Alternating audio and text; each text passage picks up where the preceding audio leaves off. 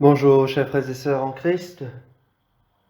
En ce beau matin, nous méditons l'Évangile selon saint Luc au chapitre 9, les versets 1 à 6. En ce temps-là, Jésus rassembla les 12 et leur donna pouvoir et autorité sur tous les démons, et de même pour faire des guérisons. Il les envoya proclamer le règne de Dieu et guérir les malades. Il leur dit: Ne prenez rien pour la route, ni bâton, ni sac, ni pain, ni argent. N'ayez pas chacun une tunique de rechange. Quand vous serez reçus dans une maison, restez-y. C'est de là que vous repartirez. Et si les gens ne vous accueillent pas, sortez de la ville et secouez la poussière de vos pieds. Ce sera pour eux un témoignage. Ils partirent et ils allaient de village en village, annonçant la bonne nouvelle et faisant partout des guérisons. Acclamons la parole de Dieu. Chers amis, ce matin, saint Luc nous dit pourquoi Jésus a choisi les 12 auxquels il a donné le nom d'apôtres. Apôtre qui vient du mot grec qui signifie envoyé. Effectivement, les apôtres vont être envoyés pour prendre part à la mission de Jésus, c'est-à-dire prêcher le règne de Dieu, guérir les malades. Pour pouvoir le faire, c'est Jésus lui-même qui leur donne cette force, qui leur donne les outils nécessaires.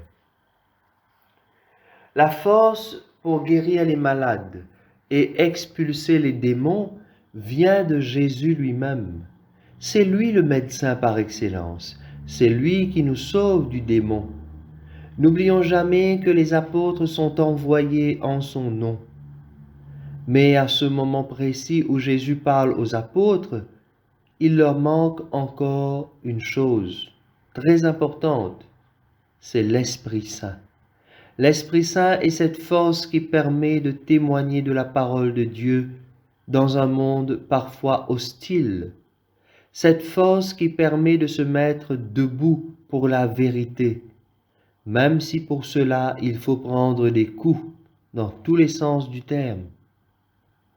Mais l'Esprit Saint, les apôtres le recevront après le départ de Jésus.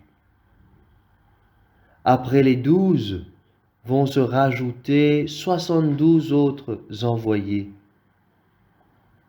La première consigne que donne Jésus, ne pas s'encombrer en prenant une tunique de rechange et faire confiance en la providence divine, en n'emportant rien pour la route, ni bâton pour se défendre des agresseurs ou des serpents, ni ce qui est nécessaire pour vivre convenablement. Ils trouveront des personnes sur leur chemin pour les recevoir et leur donner ce dont ils auront besoin. Deuxièmement, Jésus leur demande de faire honneur aux personnes qui les accueillent, c'est-à-dire, si quelqu'un les accueille chez lui, ce n'est pas la peine d'aller chercher ailleurs pour une meilleure place ou même encore pour une maison plus modeste. Acceptez ce qui nous est offert gratuitement. La dernière consigne concerne les personnes qui refuseraient d'accueillir la parole. L'apôtre doit montrer par un geste symbolique et public qu'il n'est pas responsable de l'avenir de ces personnes qui refusent le règne de Dieu. Chers amis, à la suite des apôtres, les évêques, les prêtres, les religieux et religieuses sont envoyés pour continuer la mission du Christ. Mais même s'il est vrai qu'ils engagent toute leur vie pour cela, nous sommes tout aussi concernés de par le fait d'avoir reçu le baptême et la confirmation. La confirmation fait de nous des témoins de la bonne nouvelle du règne de Dieu. Alors en ce matin, demandons-nous, ce qui pourrait bien nous ralentir sur notre route? Quelles sont ces choses qui peuvent nous encombrer et nous empêcher d'avancer librement, d'aller à l'essentiel? Parfois, la poussière est collée à nos sandales.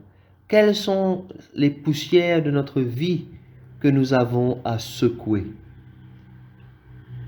Prions ce matin, frères et sœurs, afin que l'Esprit Saint, reçu le jour de notre baptême, nous fortifie dans notre rôle missionnaire en tant que témoins du Christ.